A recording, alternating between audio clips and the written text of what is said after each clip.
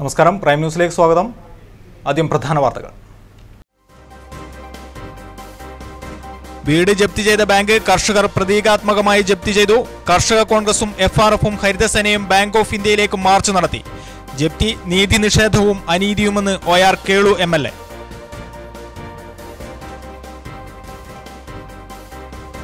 T സിദ്ദീഖിന്റെ പ്രചാരണ പരിപാടികൾക്ക് തുടക്കമായി. PP സുനീർ തോട്ടം മേഖല സന്ദർശിച്ചു.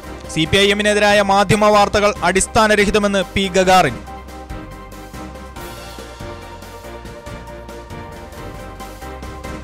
വേനൽവറുതിയെക്കുറിച്ച് ഭയാനകമായ ഓർമ്മപ്പെടുത്തലുമായി ഇന്ന് ലോക ജലദിനം.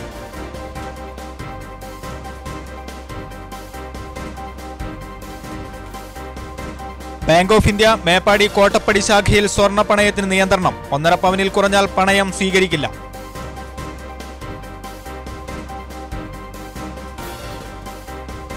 കാട്ടാന പ്രതിരോധത്തിന് തോട്ടാമുല ആനാഞ്ചിറയിൽ നിർമ്മിച്ച കൽമതിൽ തകർന്നു. മതിൽ നിർമ്മാണത്തിൽ അഴിമതി.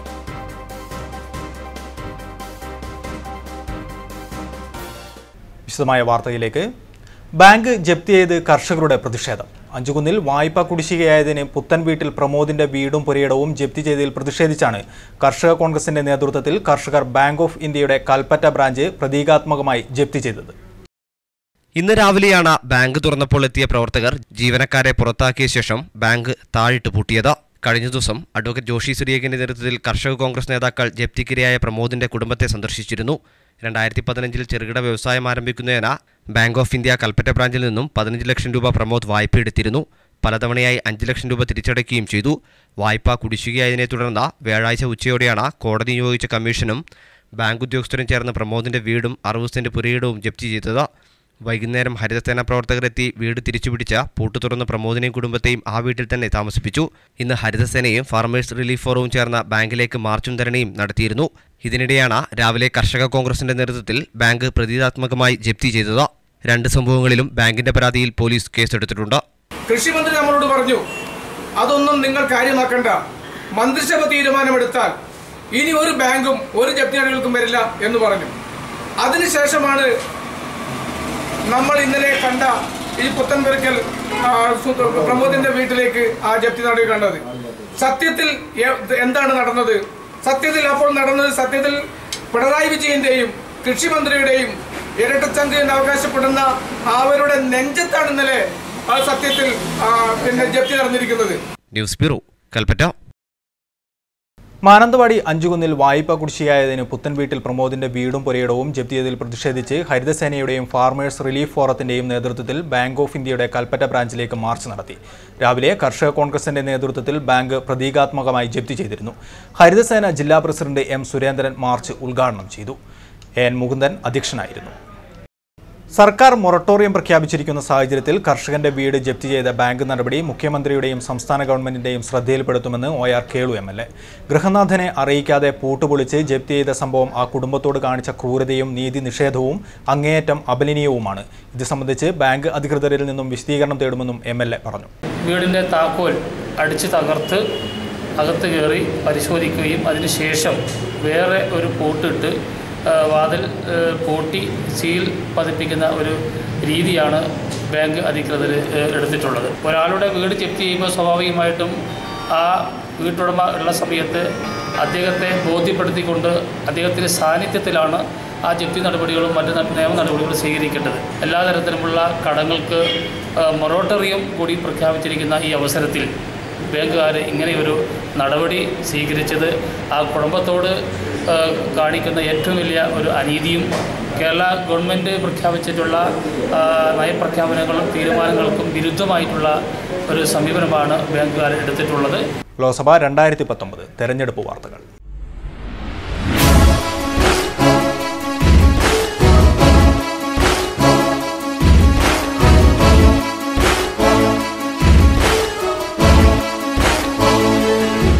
വയനാട് ലോക്സഭാ മണ്ഡലം UDF സ്ഥാനാർത്ഥി T സിദ്ദീഖിന്റെ പ്രചരണ പരിപാടികൾക്ക് ജില്ലയിൽ തുടക്കമായി. രാവിലെ 10 മണിക്ക് പുൽവാമ ഭീകരാക്രമണത്തിൽ വീരമൃത്യു വരിച്ച വസന്തകുമാറിന്റെ ശവകുടീരത്തിൽ പുഷ്പാർച്ചന നടത്തിക്കൊണ്ടാണ് പ്രചാരണ പരിപാടികൾ ആരംഭിച്ചത്.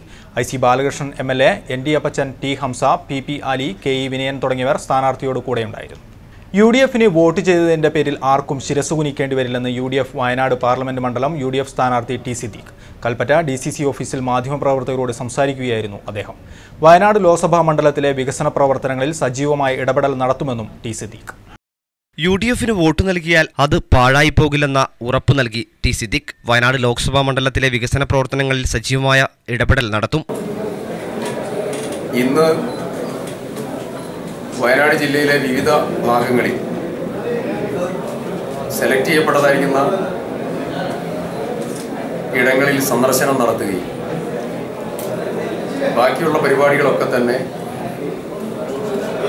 നാളെ മുതൽ നിയോജക മണ്ഡലം കൺവെൻഷനും പാർലമെന്റ് തല കൺവെൻഷൻ നാളെയാണ്. നിയോജകമണ്ഡലം കൺവെൻഷൻ 24-ാം തീയതി മുതൽ ആരംഭിക്കുകയാണ്. ഇനി അങ്ങോട്ടുള്ള സമയങ്ങൾ മുഴുവൻ കർമ്മനിരതമായ പ്രവർത്തനത്തിലൂടെ UDFന്റെ വിജയത്തിലേക്ക് എത്തിക്കാൻ വേണ്ടിയിട്ടുള്ള പ്രവർത്തന പരിപാടി ആവിഷ്കരിച്ചാണ് മുന്നോട്ട് പോയിക്കൊണ്ടിരിക്കുന്നത്. മെഡിക്കൽ കോളേജ്, ചുരം ബദൽപാത, വന്യമൃഗശല്യം, റെയിൽപാത, പട്ടിക വിഭാഗങ്ങളുടെ ഉന്നമനം തുടങ്ങിയ വിഷയങ്ങൾക്ക് പ്രാധാന്യം നൽകും. തുടങ്ങിവെച്ചതും പൂർത്തീകരിക്കാനുമുള്ള പദ്ധതികൾക്ക് പ്രാമുഖ്യം നൽകും. മണ്ഡലത്തിന്റെ വികസനത്തിനായി മിഷനും വിഷനും വെച്ചുകൊണ്ടുള്ള പ്രവർത്തനങ്ങൾ നടത്തുമെന്നും അദ്ദേഹം പറഞ്ഞു. DCC president IC Balakrishnan MLA, KPCC secretary KK Abraham, KPCC നിർവാഹക സമിതി അംഗങ്ങളായ ND അപ്പച്ചൻ, KL പൗലോസ്, PP അലി തുടങ്ങിയവരും അദ്ദേഹത്തോടൊപ്പമുണ്ടായിരുന്നു. News bureau, Kalpetta. ഫേസ്ബുക്ക് പോസ്റ്റിനെതിരെ OR കേളു MLA തെരഞ്ഞെടുപ്പ് ഓഫീസറും ജില്ലാ കളക്ടറുമായ അജയ്കുമാറിന് പരാതി നൽകി. തലപ്പുഴയിലെ ബാങ്ക് ജീവനക്കാരൻ അനിൽകുമാറിന്റെ മരണവുമായി ബന്ധപ്പെട്ട് അനിൽകുമാറിന് വോട്ട്, നോട്ടയ്ക്ക് ഒരു വോട്ട് എന്ന തരത്തിൽ ആക്ഷൻ കമ്മിറ്റി അംഗവും CPM പ്രവർത്തകനുമായ തവിഞ്ഞാൽ 44 സ്വദേശിയായ ജിതേഷ് MLA OR കേളുവിനെയും മാനന്തവാടി നഗരസഭാ സ്റ്റാൻഡിംഗ് കമ്മിറ്റി ചെയർപേഴ്സണുമായ ശാരദാ സജീവന്റെയും ഫോട്ടോ പതിച്ചുള്ള ഫേസ്ബുക്ക് പോസ്റ്റ് ചെയ്തത്. MLA എന്ന നിലയിൽ തനിക്ക് മാനക്കേടുണ്ടാക്കി എന്നാണ് പരാതിയിൽ പറയുന്നത്. ചില വാട്സപ്പ് ഗ്രൂപ്പുകൾ മാനന്തവാടി MLA എന്ന നിലയ്ക്ക് എനിക്കെതിരെ ചില അപവാദ പ്രചരണങ്ങൾ ഇപ്പോൾ വാട്സപ്പ് വഴി പ്രചരിപ്പിക്കുകയാണ്. അതായത് അനൂട്ടിക്ക് വോട്ട്, അല്ലാത്തവർക്ക് നോട്ട എന്ന് പറഞ്ഞിട്ടുള്ള ചില വാട്സപ്പ് വഴികളെ സംബന്ധിച്ച് ഉള്ള ഒരു പ്രചരണമാണ് ഇവിടെ നടക്കുന്നത്. ഒരു ഉദ്ഘാടന പരിപാടിക്ക് പോയ സമയത്ത് എടുത്തിട്ടുള്ള ആ ഫോട്ടോ ഉപയോഗിച്ച് മോർഫ് ചെയ്ത് പൊതുജനത്തെ തെറ്റിദ്ധരിപ്പിക്കുന്ന രീതിയിലുള്ള ഒരു പ്രവർത്തനമാണ്. LDF സ്ഥാനാർത്ഥി PP സുനീർ മേപ്പാടി കാപ്പംകൊല്ലിയിൽ അന്തരിച്ച തോമസ് മാസ്റ്ററുടെയും ലക്കി ഹില്ലിൽ അന്തരിച്ച അമ്പാട്ട് ജോസഫിന്റെയും വീടുകൾ സന്ദർശിച്ചു. HML സെൻട്രൽ ഹോസ്പിറ്റൽ ജംഗ്ഷനിൽ LDF പ്രവർത്തകർ സ്ഥാനാർത്ഥിക്ക് സ്വീകരണം നൽകി. മുതിർന്ന CPM നേതാവ് PA Muhammad, CPM Moopainad local secretary Suresh Babu, PC Haridas, Joseph Mathew, K Vinod എന്നിവർ സ്വീകരണത്തിന് നേതൃത്വം നൽകി. മാനന്തവാടിയിൽ CPMന് എതിരായി ഉണ്ടാകുന്ന മാധ്യമ വാർത്തകൾ അടിസ്ഥാനരഹിതമാണെന്ന് CPM ജില്ലാ സെക്രട്ടറി P ഗഗാറിൻ. തെരഞ്ഞെടുപ്പ് സമയത്ത് ഇത്തരം ആരോപണങ്ങൾ ഉന്നയിക്കുന്നത് CPMനെ തകർക്കാനുള്ള ഛിദ്രശക്തികളാണെന്നും ഗഗാറിൻ. വരുന്ന ലോക്സഭാ തെരഞ്ഞെടുപ്പിൽ LDF വലിയ മുന്നേറ്റമാണ് ഉണ്ടാക്കുന്നത്. അതിനെ പ്രതിരോധിക്കാൻ ബാങ്ക് ജീവനക്കാരന്റെ മരണം മറയാക്കുകയാണെന്നും മരിച്ച അനൂട്ടിയുടെ കുടുംബത്തിന്റെ കൂടെയാണ് പാർട്ടിയെന്നും വാസു തെറ്റ് ചെയ്തിട്ടുണ്ടെങ്കിൽ CPM സംരക്ഷിക്കില്ലെന്നും നേതാക്കൾ വാർത്താസമ്മേളനത്തിൽ പറഞ്ഞു.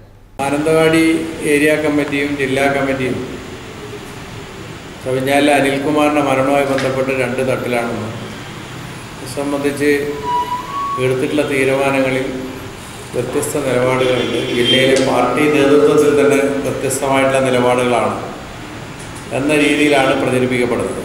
അപ്പോൾ കേരളത്തിലെ ഇടതുപക്ഷ ജനാധിപത്യത്തിൻ്റെ തെരഞ്ഞെടുപ്പ് പ്രവർത്തന രംഗത്ത് സംസ്ഥാനത്താകെയുള്ള ഈ മികച്ച മുന്നേറ്റം ഒന്ന് തടയുക എന്ന ലക്ഷ്യത്തോടു കൂടിയാണ് കേരളത്തിൽ അങ്ങോളം ഇങ്ങോളം ഈ പല രീതിയിലുള്ള പ്രചരണങ്ങളാണ് നടത്തിക്കൊണ്ടിരിക്കുന്നത്. LDF പുൽപ്പള്ളി ലോക്കൽ കമ്മിറ്റിയുടെ നേതൃത്വത്തിൽ തെരഞ്ഞെടുപ്പ് കൺവെൻഷൻ സംഘടിപ്പിച്ചു. കൺവെൻഷൻ CPIM ജില്ലാ സെക്രട്ടേറിയറ്റ് അംഗം VV ബേബി ഉദ്ഘാടനം ചെയ്തു. TJ ചാക്കോച്ചൻ അധ്യക്ഷനായിരുന്നു. CPI ജില്ലാ assistant secretary CS Stanley, Pulpally ഗ്രാമപഞ്ചായത്ത് president Bindu Prakash, PS Janardhanan, PG Vishwambharan, MS Suresh Babu, Anil C Kumar എന്നിവർ സംസാരിച്ചു.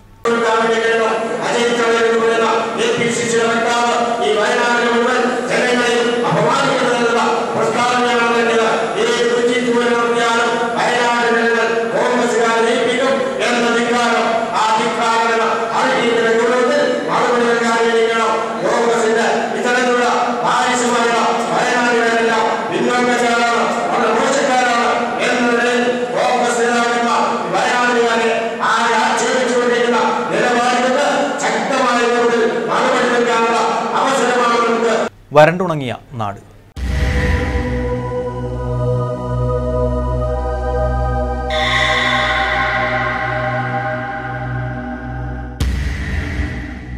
മഹാപ്രളയത്തിനു ശേഷം ജില്ല നേരിടാൻ പോകുന്ന കൊടും വരൾച്ചയെക്കുറിച്ച് ഈ ജലദിനത്തിലെങ്കിലും ചിന്തിച്ചില്ലെങ്കിൽ വെള്ളത്തിന് സ്വർണത്തേക്കാൾ വില നൽകേണ്ടി വരുന്ന കാലം വിദൂരമല്ല.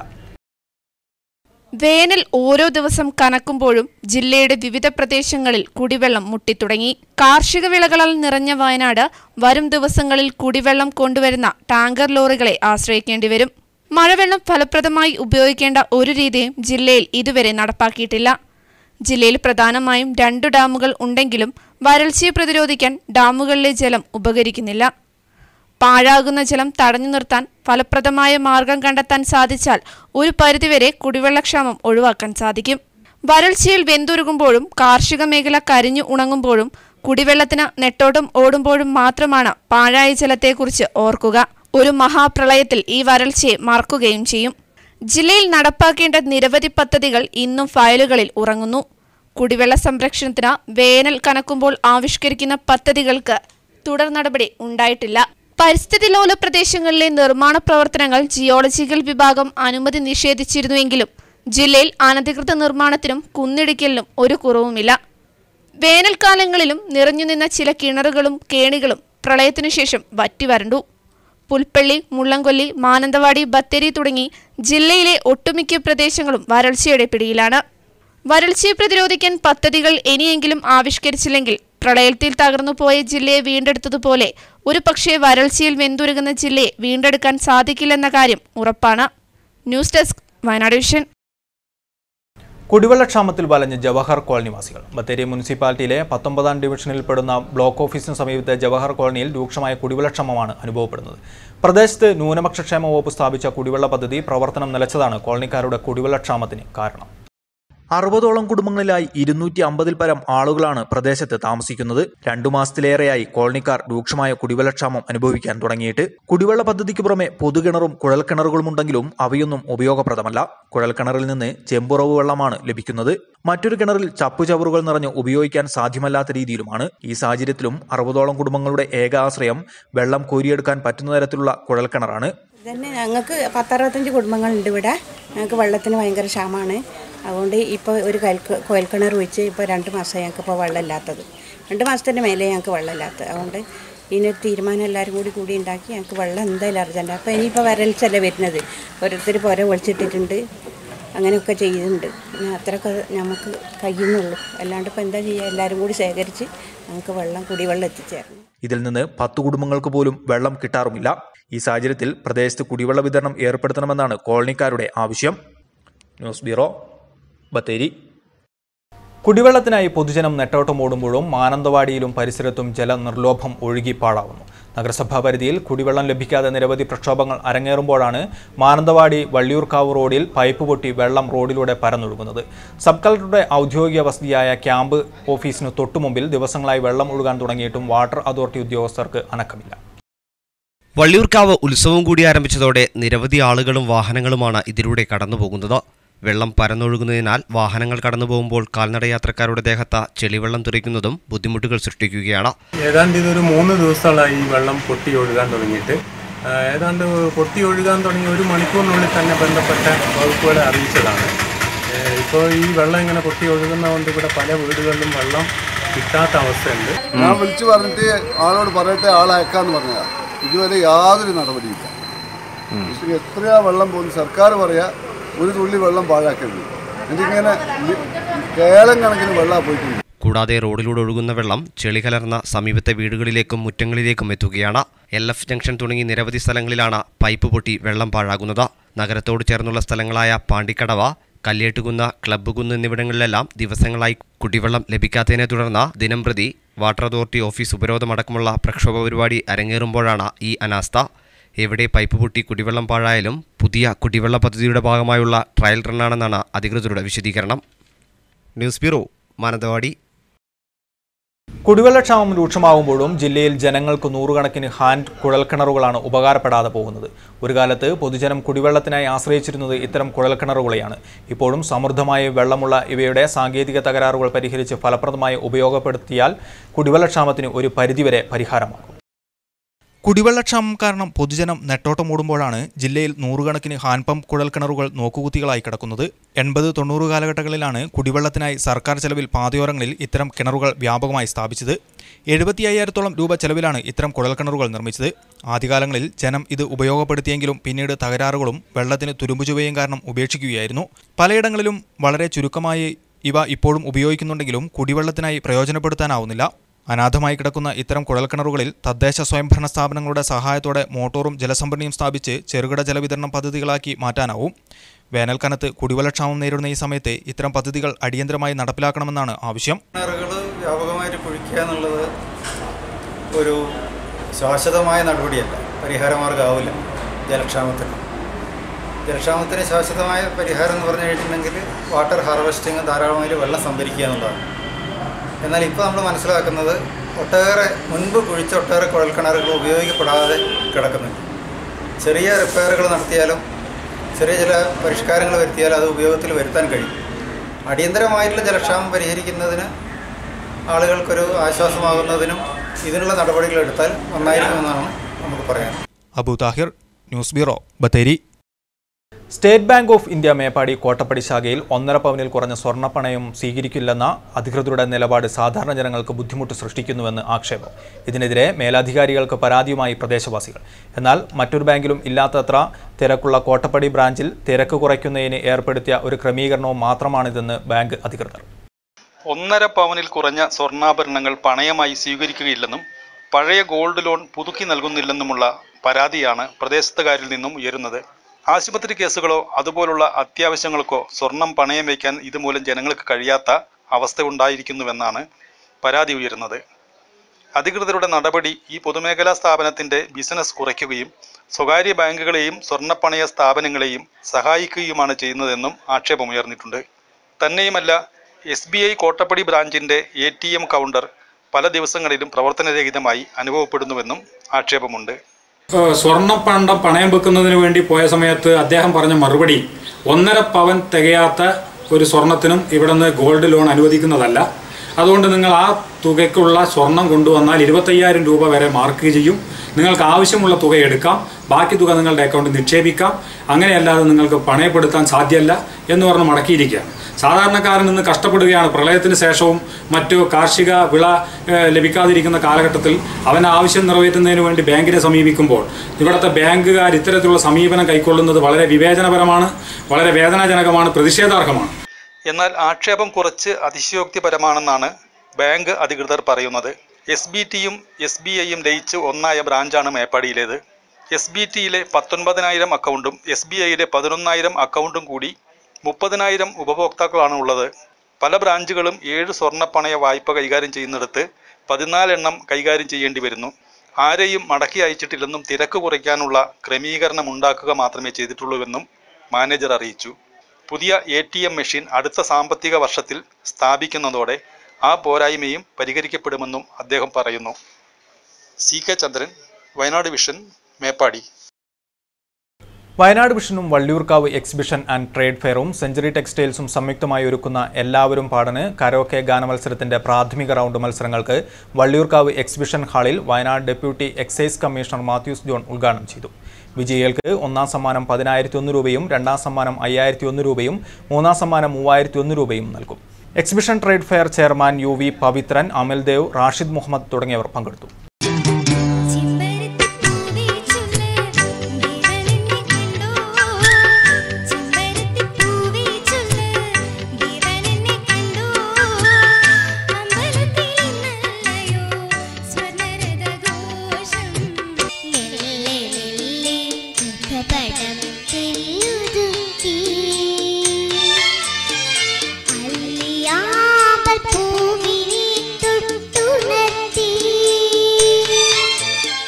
കാട്ടാന പ്രതിരോധത്തിന് ലക്ഷങ്ങൾ ചെലവഴിച്ച് തോട്ടാമൂല ആനാഞ്ചിറ വനാതിർത്തിയിൽ നിർമ്മിച്ച കൽമതിൽ തകർന്നു. 3 വർഷം മുമ്പ് നിർമ്മാണം പൂർത്തീകരിച്ച കൽമതിൽ 6 മാസം പിന്നിട്ടപ്പോഴേക്കും തകർന്നു. ആവശ്യത്തിന് നിർമ്മാണ സാമഗ്രികൾ ഉപയോഗിക്കാതെ കൽമതിൽ നിർമ്മിച്ചതാണ് മതിൽ തകരാൻ കാരണമെന്നാണ് കർഷകർ ആരോപിക്കുന്നത്. കാട്ടാനശല്യം രൂക്ഷമായ മുത്തങ്ങ റേഞ്ചിലെ ആനാഞ്ചിറ വനാതിർത്തിയിലാണ് 3 വർഷം മുമ്പ് കൽമതിൽ വനംവകുപ്പ് നിർമ്മിച്ചത്. ആന കൃഷിയിടത്തിലിറങ്ങുന്ന വഴിയിലാണ് 200 മീറ്റർ ദൂരത്തിൽ കൽമതിൽ നിർമ്മിച്ചത്. ഇതിനായി ലക്ഷങ്ങളാണ് വകുപ്പ് ചെലവഴിച്ചത്. എന്നാൽ നിർമ്മാണം പൂർത്തീകരിച്ച് 6 മാസം പിന്നിട്ടപ്പോഴേക്കും മതിലിന്റെ 3 ഭാഗങ്ങൾ തകർന്നു. പിന്നീട് ഇത് പുതുക്കി പണിതിട്ടുമില്ല. നിർമ്മാണത്തിലെ അശാസ്ത്രീയതയാണ് കൽമതിൽ തകരാൻ കാരണമെന്നാണ് കർഷകർ പറയുന്നത്. നിർമ്മാണത്തിന് ആവശ്യമായ സാധന സാമഗ്രികൾ ഉപയോഗിക്കാതെയാണ് ഏറ്റെടുത്തവർ മതിൽ നിർമ്മിച്ചതെന്ന ആരോപണവും ഉയർന്നിട്ടുണ്ട്. ജില്ലയിൽ പലയിടങ്ങളിലും ആന പ്രതിരോധത്തിനായി നിർമ്മിച്ച കൽമതിലുകളുടെ അവസ്ഥയും ഇതുതന്നെയാണ്. ഇതുവഴിയാണ് ആനകൾ ഇപ്പോൾ കൃഷിയിടങ്ങളിലേക്ക് എത്തുന്നത്. പണിക്കാരെ കുഴപ്പമാണ്. കാരണം എന്താ വെച്ച് കഴിഞ്ഞാൽ മതിൽ ചെത്തിൽ കെട്ടാണെങ്കിൽ ഈ ആനയും പൊളിക്കലൊന്നും പൊളിക്കില്ല. ഈ ഒരു പണീൻ്റെ മോശം കൊണ്ട് ആണ് ആന പൊളിച്ച് കടിയായി. ഒരു കാറ്റടിച്ച് ഒടിഞ്ഞു പാകത്തിനാണ് ആന പിന്നെ ഇത് കെട്ടിയത്. അതിൽ കൂടുതൽ ഇപ്പോൾ എന്താ പറയുക, ആനശല്യം ഉണ്ടോ? ഭയങ്കരമായിട്ട് ആനശല്യമുണ്ട്. ഏകദേശം 24 മണിക്കൂർ ആൻ്റെ ഇതാണ്. പിന്നെ അത് തന്നെയല്ലേ ഡാം എന്ന് വെച്ചാൽ നെന്മനിക്കുന്ന് ഈ പിന്നെ അരഞ്ചിറ ഡാം എന്ന് വെച്ച് കഴിഞ്ഞാൽ ഡൽഹി വരെ അറിയപ്പെടുന്ന ഡാമാണ്. കോഴിക്കോട് ഗുരുവായൂരപ്പൻകാരാണ് ഉണ്ടാക്കിയത്. News bureau, Bathery. Editors choice.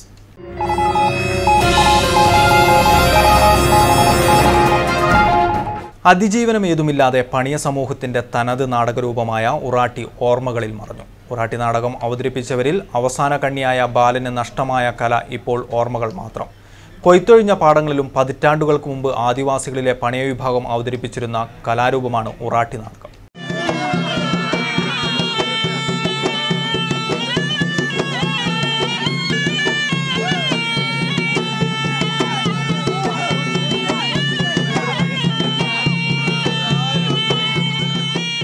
കഥകളിയുടെയും സംസ്കൃത നാടകങ്ങളുടെയും വരേണ്യ ലോകത്ത് പ്രവേശനമില്ലാതിരുന്ന സാധാരണക്കാർക്കും സ്വന്തമായൊരു നാടക ചരിത്രമുണ്ടായിരുന്നു. വടക്ക് വെള്ളരി നാടകങ്ങളും തെക്ക് കപ്പക്കാര നാടകങ്ങളും.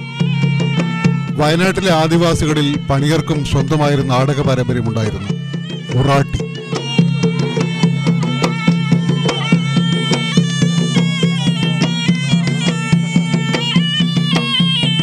ഇപ്പോൾ അന്യം നിന്ന ഉറാട്ടി നാടകത്തിന്റെ ഓർമ്മകൾ പേറുന്ന അവസാന കണ്ണിയാണ് ചീരാൽ ചെറുമാട് കോളനിയിലെ ബാലൻ. ഉറാട്ടി അവതരിപ്പിച്ചതിന്റെ ഓർമ്മകൾ പോലും പങ്കുവെക്കാനാകാതെ പക്ഷാഘാതം ബാധിച്ച് കിടപ്പിലാണ് ബാലൻ. സന്ധ്യ മുതൽ നേരം പുലരും വരെ തുടിയുടെയും ചെണ്ടയുടെയും ചെത്തത്തിൽ പാട്ടും കഥകളുമായാണ് ഉറാട്ടി അവതരിപ്പിച്ചത്. കുറത്തിയും കൊട്ടിച്ചിയും വയസ്സനുമായിരുന്നു പ്രധാന കഥാപാത്രങ്ങൾ. പാലക്കാട്ടുകാരുടെ കാക്കാരിശി നാടകവുമായും ഉറാട്ടിക്ക് നാഭീബന്ധമുണ്ട്. ബാലനും സഹോദരങ്ങളുമാണ് ഉറാട്ടി അവതരിപ്പിച്ചത്. സഹോദരങ്ങളെല്ലാം മരണപ്പെട്ടു. ബാലൻ വാക്കുകളില്ലാത്ത തളർച്ചയുടെ ദീനക്കിടക്കയിൽ വംശനാശം സംഭവിക്കുന്ന ഒരു ജനതയുടെ ജീവിതാവിഷ്കാരമാണ് തിരിശേഷിപ്പൊന്നുമില്ലാതെ കാലയവനികയിൽ മറയുന്നത്. കുറച്ച് നാടകമായിട്ട് ഇപ്പൊ പറ്റത്താ കൊണ്ട് ഒക്കെ നിർത്തി. വർഷം കുറെ ആയി. ഞങ്ങളുടെ ചെറുപ്പത്തിന്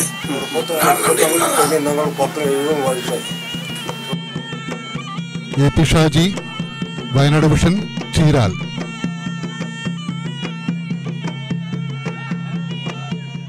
വാരാമ്പറ്റ മഖാം ഉറൂസിനോടനുബന്ധിച്ച് മതപ്രഭാഷണങ്ങൾക്ക് ഇന്ന് തുടക്കം. കേരളത്തിലെ പ്രശസ്തരായ മതപ്രഭാഷകർ പ്രത്യേകം സജ്ജമാക്കിയ വേദിയിൽ പ്രഭാഷണം നടത്തും. ജില്ലയിലെ അതിപുരാതനമായ വാരാമ്പറ്റ മഖാം ഉറൂസിനോടനുബന്ധിച്ച് മഖാം സിയാറത്ത് തുടരുകയാണ്. മഖാമിൽ അന്ത്യവിശ്രമം കൊള്ളുന്ന സെയ്ദ് അലി അക്ബർ ദില്ലിക്കോയ തങ്ങളുടെ ഉറൂസിന് അന്യസംസ്ഥാനത്ത് നിന്നടക്കം 10,000-ങ്ങളാണ് വരും ദിവസങ്ങളിൽ വാരാമ്പറ്റയിലേക്ക് ഒഴുകിയെത്തുക. ജില്ലയിലെ വിദ്യാഭ്യാസ വായ്പ ബാധിതരായവരുടെ പേരിൽ ബാങ്കുകൾ സ്വീകരിക്കുന്ന ജനദ്രോഹ നടപടികൾ അവസാനിപ്പിക്കണമെന്ന് എഡ്യൂക്കേഷൻ ലോൺ അസോസിയേഷൻ ഭാരവാഹികൾ ആവശ്യപ്പെട്ടു. ജില്ലയിലെ കാർഷിക മേഖല തകരുകയും ജീവിത പ്രയാസങ്ങൾ മൂലം ജനങ്ങൾ ദുരിതമനുഭവിക്കുകയും ചെയ്യുമ്പോൾ ബാങ്കുകളുടെ ജനദ്രോഹ നടപടികൾ അംഗീകരിക്കാൻ കഴിയില്ലെന്ന് ഭാരവാഹികൾ പറഞ്ഞു.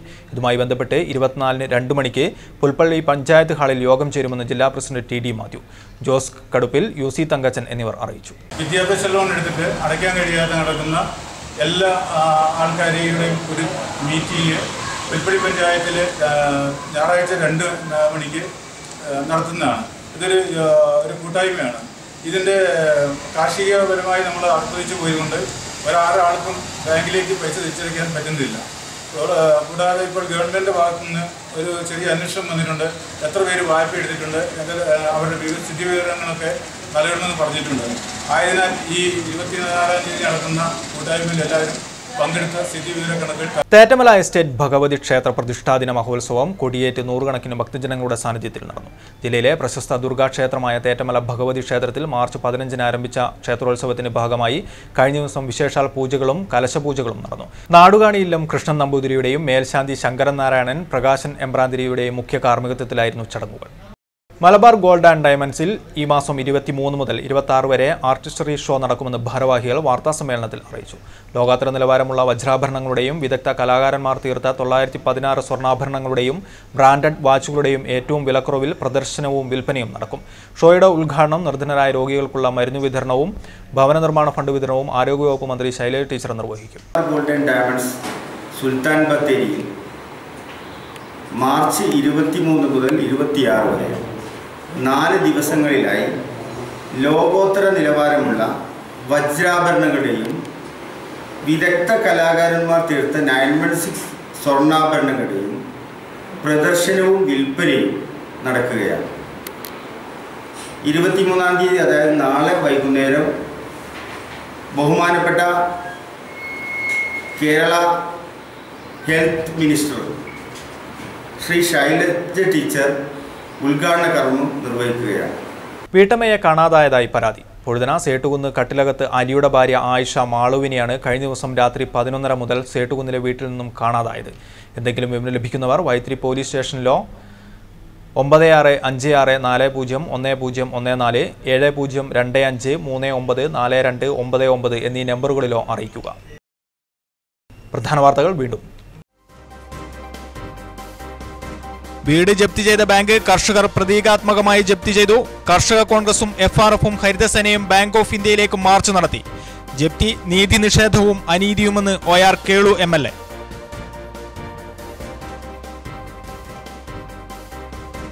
ടി സിദ്ദീഖിന്റെ പ്രചാരണ പരിപാടികൾക്ക് തുടക്കമായി. PP സുനീർ തോട്ടം മേഖല സന്ദർശിച്ചു. CPIM-നെതിരായ മാധ്യമ വാർത്തകൾ അടിസ്ഥാനരഹിതമെന്ന് P Gagarin.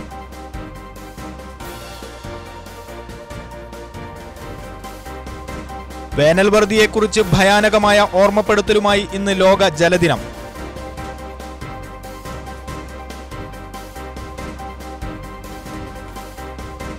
Bank of India Meppadi Kottappadi ശാഖയിൽ സ്വർണ്ണ പണയത്തിന് നിയന്ത്രണം. 1.5 പവനിൽ കുറഞ്ഞാൽ പണയം സ്വീകരിക്കില്ല.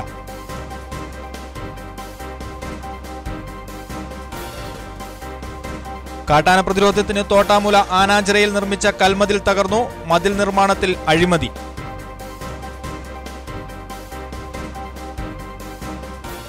ഈ ബുള്ളറ്റിൻ പൂർണ്ണമാകുന്നു. നമസ്കാരം.